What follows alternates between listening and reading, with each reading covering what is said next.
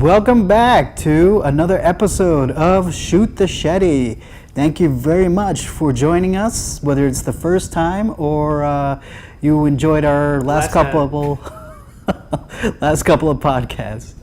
This is actually a special podcast. We're taping it. We happen to both be in Tampa. It's in our underground secret location. Call my parents' house.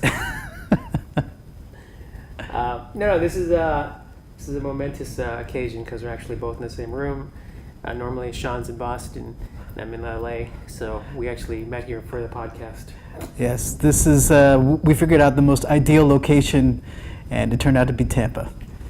All right, so for everyone who follows us, the last episode did well, but the episode before we talked about the Avengers has like 7,000 plus downloads, which is incredible. So thanks to everyone who's been watching it. We appreciate that. So we thought we saw the Avengers. Right? Yes, so I think we can lift spoilers and bans. It's been about 2 weeks since it's come out, and it's made about $84 trillion at the box office. Yes. But we saw it. So Sean's been in Tampa for what, a week, a couple days. Mm-hmm. So we saw Avengers the second day because I hadn't seen it. Sean saw it opening night. So we saw it, and then we can talk about it. This is a post Avengers podcast. So if you don't like the Avengers, you can, you go to hell. Yeah, pretty much. No, but I thought it was good. I thought it was. I told Sean I actually liked the other one before this one. Infinity War. Is that what it's called? So just a little information. I'm nerdy about these types of movies. And I have a backwards baseball cap, which means I'm a jock. Pretty much. But I like the Infinity War better because I felt there was more action. I thought this was more setup. Yeah, there was a lot of setup. So that's how they based the structure, where they wanted to show what life would be like when the heroes lose. They talked about grief, overcoming grief. That was the first part of the movie. That's my life. The second part is also about your life. It's about going back in the past and collecting Infinity Stones. Yeah. And then the third part was the epic rematch battle with Thanos and his crew. The opening of Avengers is a little slower, but I think, what made it a good movie is they showed all these emotions and how people were dealing. You fell asleep halfway through. Well, to be fair, I did drink a few alcoholic drinks. But the Avengers is not the Avengers unless you drink.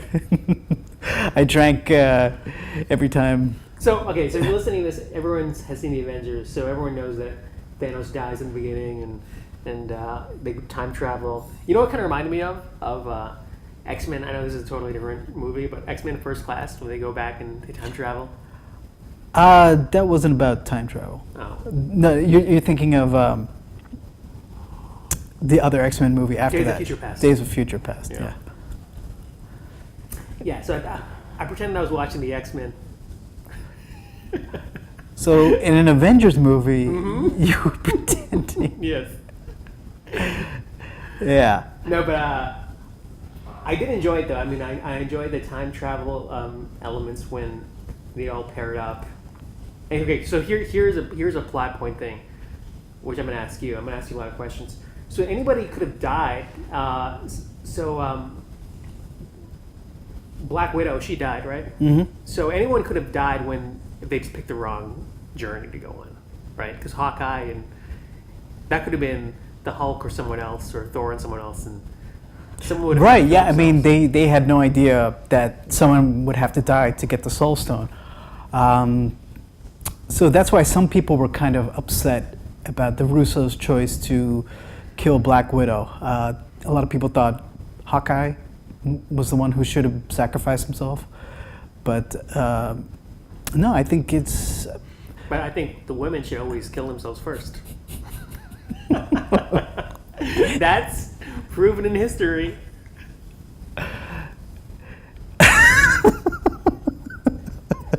No, but here's the thing. This is a serious point. I brought it up and I was like, because at the end of the movie, Hawkeye is the one that saves he's the one that picks up the gauntlet and saves them from like those goblins, whatever. And his arrows are the ones that save the day. So Black Widow picked it up, she would have blown the whole thing. No, she still has her things on her wrist that can Her shoot. bangles? They're called the Widow's Bite, I think. But Seriously? yeah, Widow's Sting. So Thurman's not a fan of the woman power movement. Okay, another thing is that whole scene at the end when like all those chicks came together and they were like Captain. Oh, not so much. So Captain Marvel. Mm-hmm. Where the hell was she the entire movie, dude? She was in space. doing what? Shopping? Like what the hell? So to all you ladies out there, No, seriously, dude. She like left. She left the pod. She left the universe. Thanos is like ripping up the city. no. Before, remember, Black Widow was having the talks with everybody who's on a mission, and Captain Marvel's like, "All right, I got to take care of other stuff I out gotta there." get my mani-pedi done. That's what Rocket Raccoon said. He's like, "What are you gonna do? Get another haircut?" The guy was the smartest of the bunch. No, there's a whole scene in Avengers when Captain Marvel has to. First of all, okay, here's another plot hole. Like nobody explains to the Captain Marvel like what the hell time travel thing's for. Right? They were just flying that gauntlet towards that portal. Nobody's explained anything to them.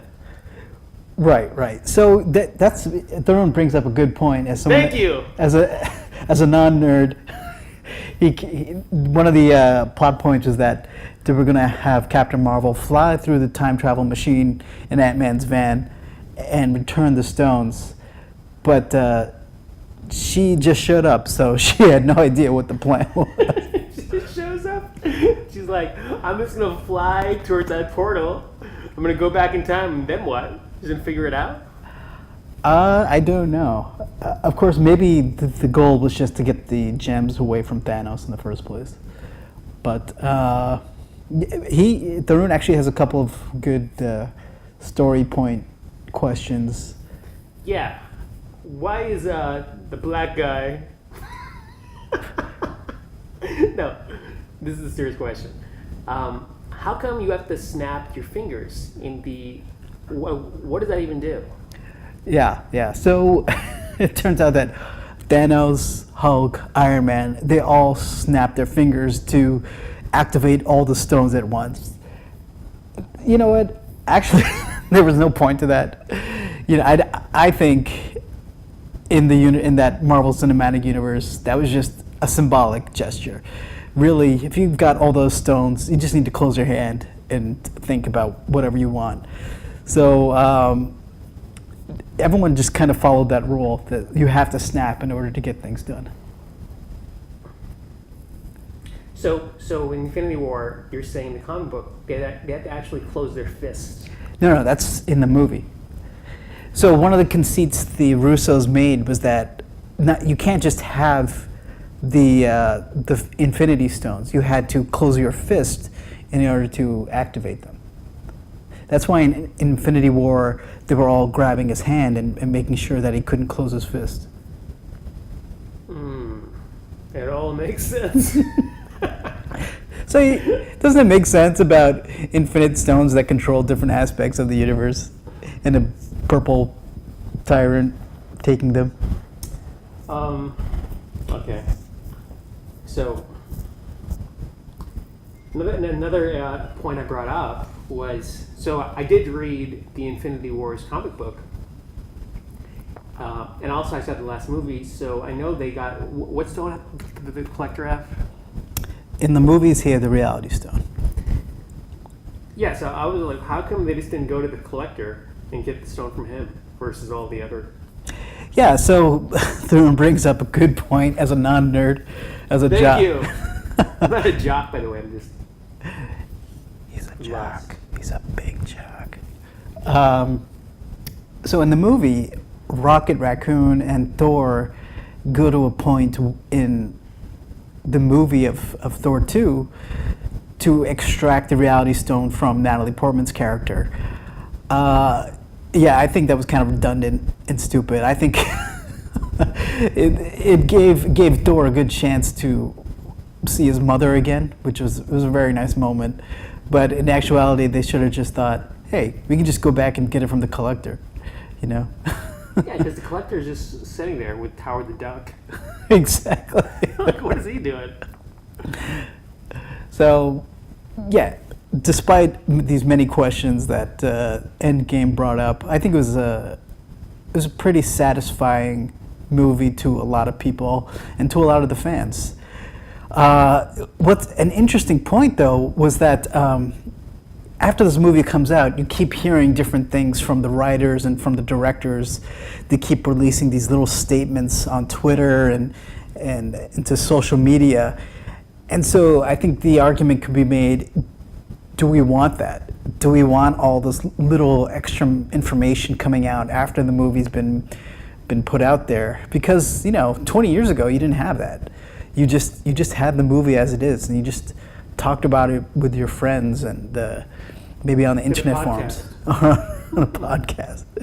But now you're keep being inundated with all this extra information that either ruins the movie or sometimes maybe gives you extra information that they couldn't or didn't have time to put in the movie. So it's going to the theater is not just a singular experience anymore. It's more about this trickle effect. So that's kind of interesting. I mean, imagine if we had that in the 90s with like Jurassic Park when that came out in 91. Yeah, I have some questions about Jurassic Park. No, seriously. Okay, here's another question I have. Honestly, I don't really care that much. I'm just doing this because people listen to our last Avengers podcast. No, but so here, we're promoting transparency, total transparency. No, but see, these are legit questions. So what was the time traveling juice they had to like go back in time? It was Monster Energy juice. Drink Monster, go back in time. What's going to be jizz? What? When jizz? Monster. Juice. Oh. Monster Energy drink. Oh, okay, I misheard that. Okay, so they get the plutonium to go back in time. No, seriously. But they made a huge point on the movie, like, we only have enough to make one trip, right. Okay, so Thanos brings his whole army from the future? Right. So that's another good point where I think Nebula came back with the Avengers, the evil Nebula, and then I guess they were able to have enough Pym juice to... Pym juice? Pimp juice. Pimp juice? to bring Thanos and his army and ship. Yeah, so, that just goes to show, how much fans or people watching the movie can pick up that the directors and writers can't, there's so many things you have to look out for when you're making these mega movies. And well, I think there's so many plot points to cover, it's almost impossible to make everything be seamless. Right, exactly. Right, you kind of have to buy into it at a certain point. Like, all right, look, there's also a guy flying with a hammer, Like, who am I to question these It's totally plausible. Exactly. It's like, first of all, I don't understand why Captain America all of a sudden was worthy now. Why wasn't he worthy 2 movies ago? So again, that comes back to receiving information after the fact. I think one of the writers said Captain America doubted himself before, and so it took all this time. How did he doubt himself? Did he have a journal or something? How do we know that? He had a podcast. Captain America podcast. Yeah. No, because he was dealing with Bucky and his, dealing with his friend is a murderer and all that. So maybe he had a guilty conscience. But at that moment... Also, there's a gay thing going on with Captain America. And so we're alienating a lot of people right now. It doesn't matter, dude. Like, I'm going to be as honest as possible. There's like this weird thing he has with Bucky, the Winter Soldier. Right? Not that there's anything wrong with that. No, I'm just saying though, like, No, I think I wouldn't know personally, but if you wouldn't know personally. no, they served in the army together, you know. Plus, they were childhood friends. We're childhood friends. I see the way you look at me. Yeah. Okay. So I thought that was a total dick thing of Captain America to go back in time and then stay in the past, leaving his one friend who's from the 1940s on his own. Like this one dude, Bucky, is like, okay, me and Captain, at least I got Captain America. Nope, Captain America's gonna die in the next 10 years, probably. He's like 90 years old. Right? Yeah, that's right. He, Captain America, decided to have Would a get life and a wife instead of hanging out with his best friend, which I think a lot of people could relate to. Captain was like, what the hell? Let's see. Do I want to hang out with my buddy or get some? Yeah, and the girl died. So.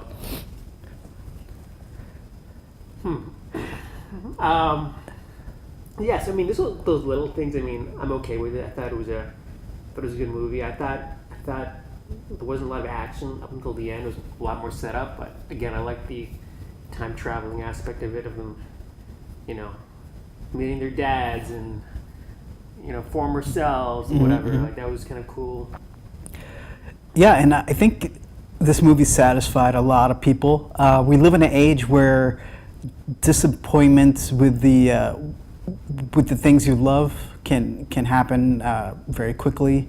Right now, we're almost at the end of Game of Thrones. That's something, another property that people have invested their time and energy, and unfortunately, I think the consensus is this is not as good as it could have been.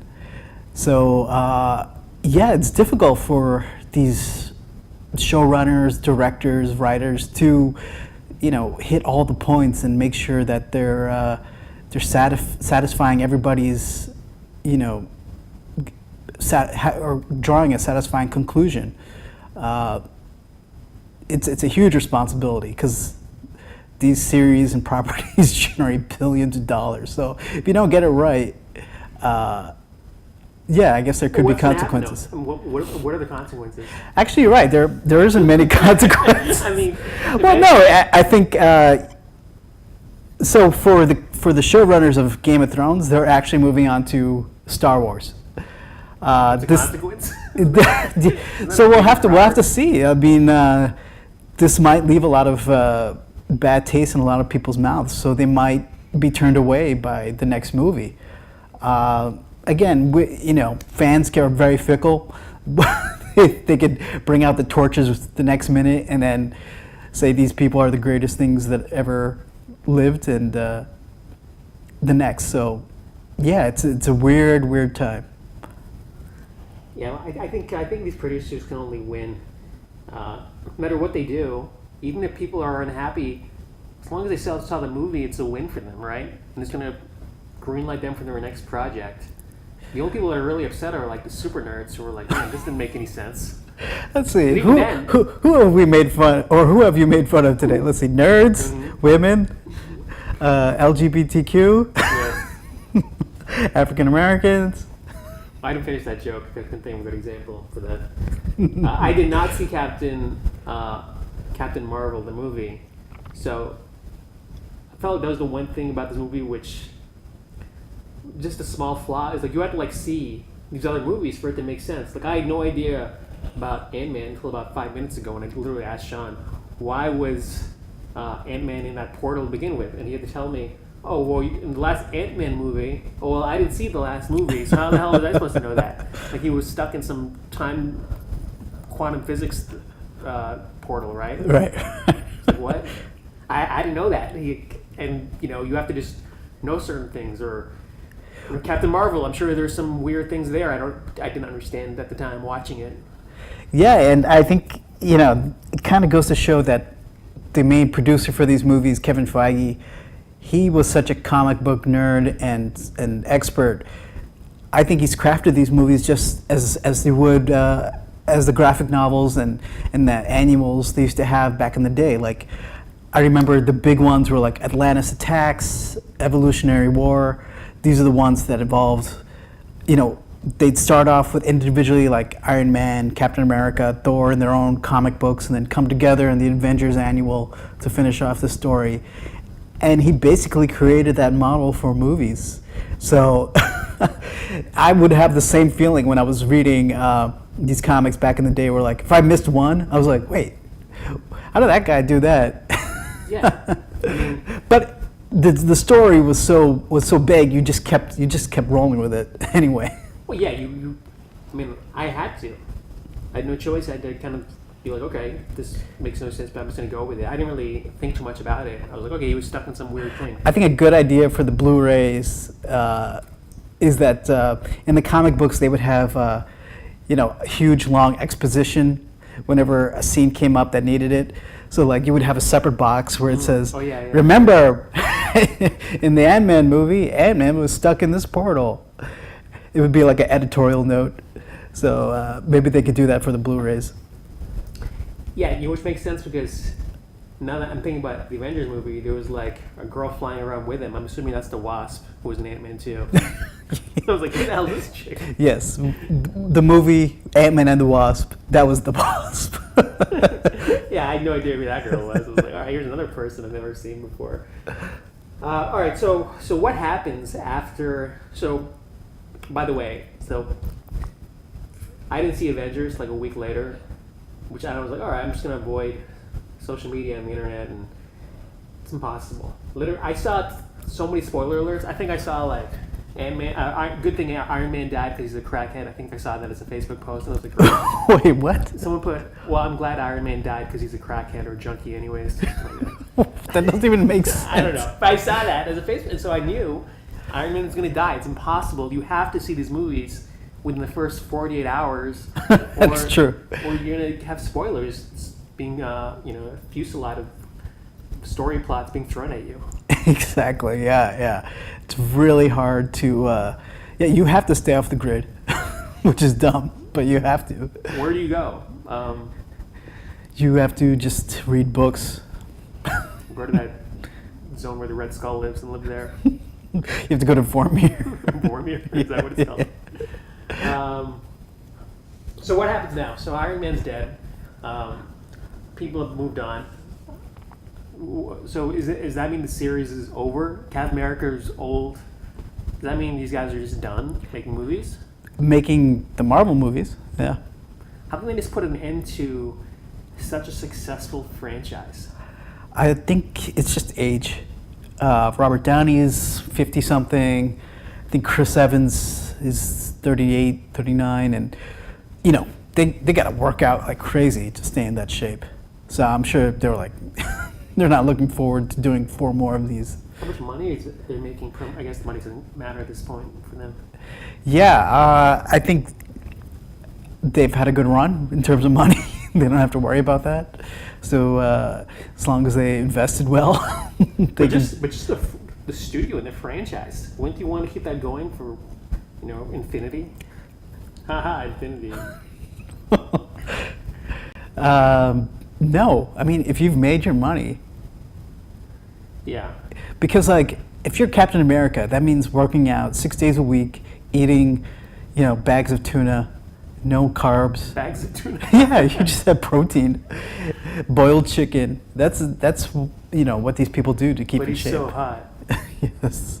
By the way, Sean brought up this good point. I guess on social media where like Chris Evans went back to his 20-year high school reunion. You say like everyone looks like how they should look after 20 years. And then you have Captain America. He actually didn't dress as Captain America. No, he wasn't dressed as Captain America. No, but he actually had just like a name tag stickers, just said Chris. I'm like, yeah, pretty inconspicuous. Oh, he had his name? Yeah. Oh, that's funny. What are the plot point they talk about afterwards? I forget. Thanos. Forget the other stuff I brought up. Spider-Man is going to keep going now, right? That's it. Oh yeah, that kid will keep going. He's only 20. So Spider-Man's going to keep going. Thor could potentially keep going as well.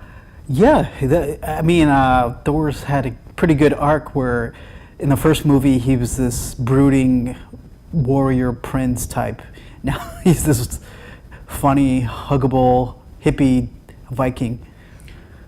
Okay, I remember another story plot. So I used to read comic books, but remember the Hulk being able to talk. I don't remember him wearing glasses and wearing a sweater vest. Like, I remember him being a gray Hulk and talking, but I don't remember him being like this nerd Hulk. Yeah, no, he was. He didn't need to wear glasses. I think that was just a fashion choice. Is it a fashion choice? Yeah, I mean, so the Hulk's thing is that he Yeah, regenerates at like this amazing cellular level. So I don't think he has nearsightedness. It's like I can grow to be 7 feet tall and huge muscles, but I still have to go to the ophthalmologist.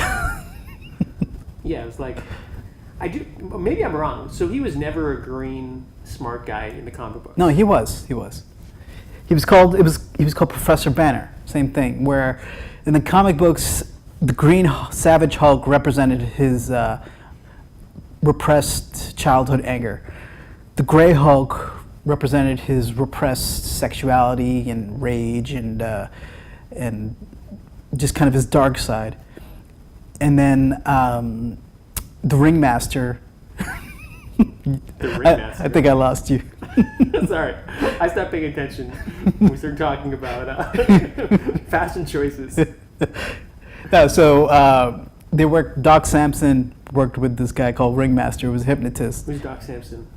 Doc Samson was the scientist who got a little bit of Green Hulk blood. Oh, he's super strong, right? Yeah, he's super strong. Not as strong as the Hulk. But so they merged all the personalities. So they was able to have the strength of the Savage Hulk, the cunning of the Gray Hulk, and the smarts of Bruce Banner.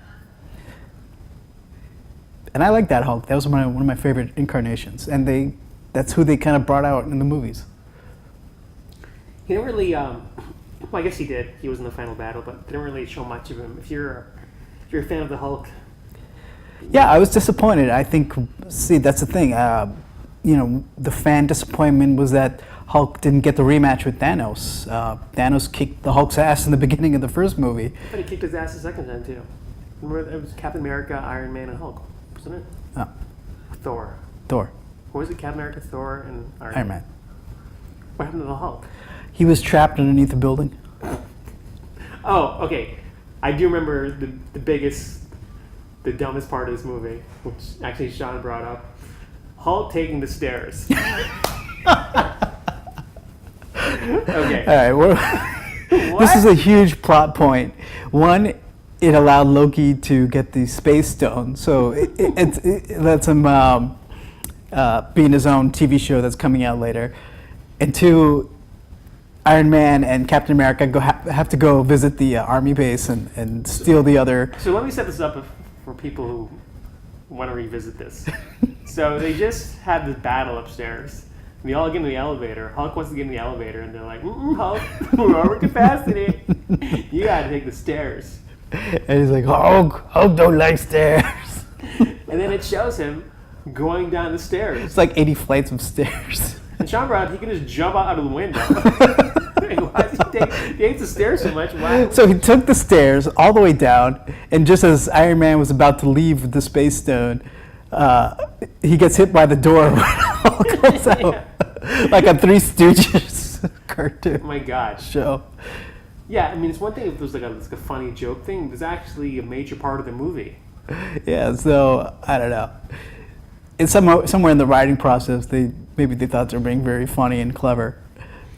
I think they actually wrote that scene first, and the whole thing revolves around Hulk. In the middle of the circle, just Hulk stairs. Yes. All the branch points. It's like a snowflake. That is the nucleus. Yeah, so I mean, look, Avengers, it did the job. I thought it was a good movie. Was it some epic masterpiece? No, there's definitely flaws in anything. Well, it was an epic masterpiece. A diamond isn't perfect. There's going to be imperfections, right? So I can live with these small things. Can you? Can you? You know, for the record, Sean saw Avengers twice. I don't think I'd see it twice. Maybe I'll watch it on TV, but I don't think I'll pay to see it again. Throne prefers to watch movies on TNT when you have like 10 years these later. commercial breaks every 20 minutes 10 years later, after the movie. after the movie comes out. So next time you watch us Endgame will be on TNT in 2024. I came so close to watching, because funny, YouTube releases these scenes. People record these scenes on their phones and they put them on YouTube. Oh, really?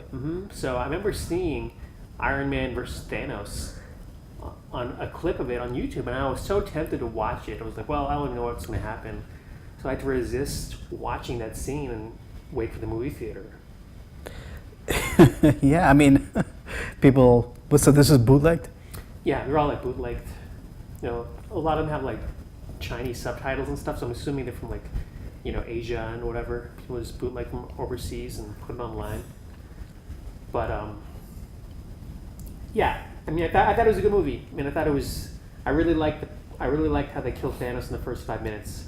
You know. That was a good fake out, definitely. Yeah, and I really liked. I mean, we've talked a lot about the cons of the movie, but I also like how they use the consciousness of Nebula. Is that her name? Yeah. How they used that to tip off Thanos. I think that was really creative. So there's a lot of creative things in the movie. Great fight sequences, woman empowerment, if you're into that. So I mean, there are a lot of pros of the movie, and I think they have to satisfy both comic book nerds and mainstream audiences as well, right? People who are kind of new to the... Right, definitely. But I think it was the storytelling and I think the emotional core. If you're someone who doesn't know a lot about these superhero backstories or the other movies, that's why you would go see this movie, just for this emotional core.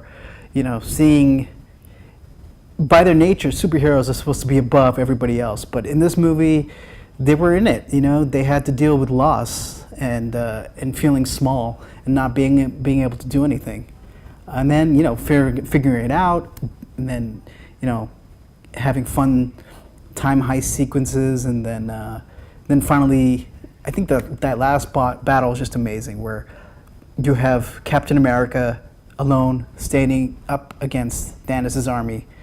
And that kind of reminiscent of a scene in Infinity Gauntlet where Captain America says to Thanos, as long as someone's alive to stand up against you, you'll never win.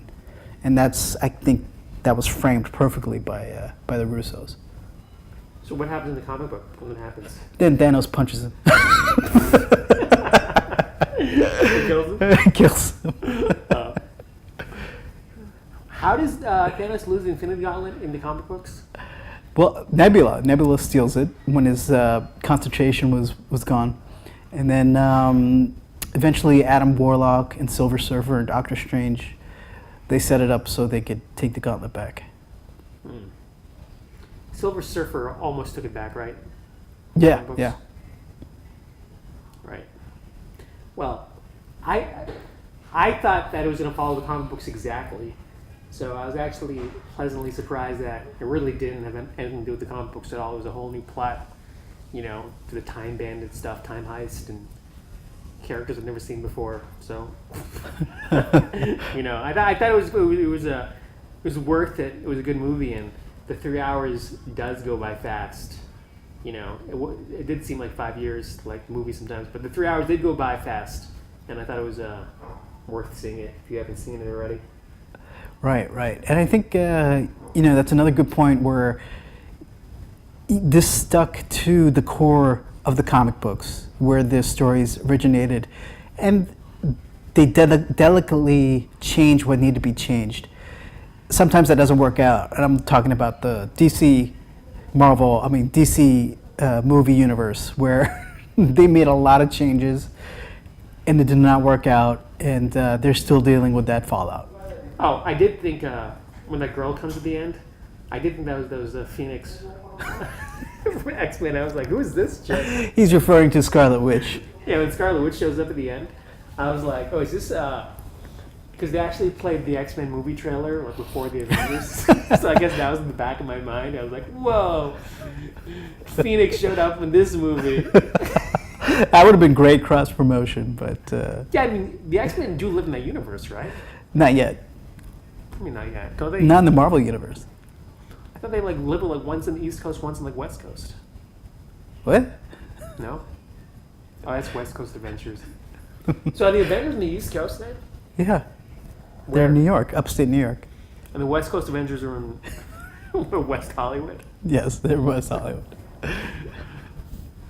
Well, maybe there could be like a West Coast Avengers spin-off series. I think in another 5 years we'll see that. Take a whole thing all over again. Well, I think pretty much covers it. Anything else? That's it. That's it. I think, well, if you had watched Game of Thrones, we could talk about that too. Nope. But this week is the final episode of Game of Thrones. A lot of fans do not seem satisfied with that. But hopefully that'll be different. I don't know. I'm still catching up on Lost. One season 2. Now, seriously, thanks for listening in. Quick plug: if you have any questions you want to ask us, feel free. You can email me directly at taroonthinks. If you like to send your complaints about Tarun's opinions, Yeah, or hate mail, it's taroonthinks, TARUN thinks @gmail.com. Also, I wrote a book. It's about comedy. If you like comedy, please check it out. It's called Laughing in Hell. It's on Amazon, Barnes & Nobles. If you love it, Sean, you want to plug anything? I'm creating a new product that will be available next year. What's the product? You'll have to see. Well, thanks for listening, guys. We appreciate it, and we will see you on the Next podcast. I was going to say board talks or whatever. Vormir. Vormir. Right. Next time you see us, we'll be fighting who gets to die on Vormir to get the Soul Stone. Oh, I really thought when they were doing that, seriously, when Hawkeye and Black Widow, they were like, we're the wrong person. I really thought they wanted the other person to die. I didn't think they wanted to sacrifice themselves. I thought Hawkeye was like, well, you jump. No, you jump. That would have been great. I would have loved to see that. Red Skull was like, okay. All right, guys, thanks a lot. All right. Appreciate it.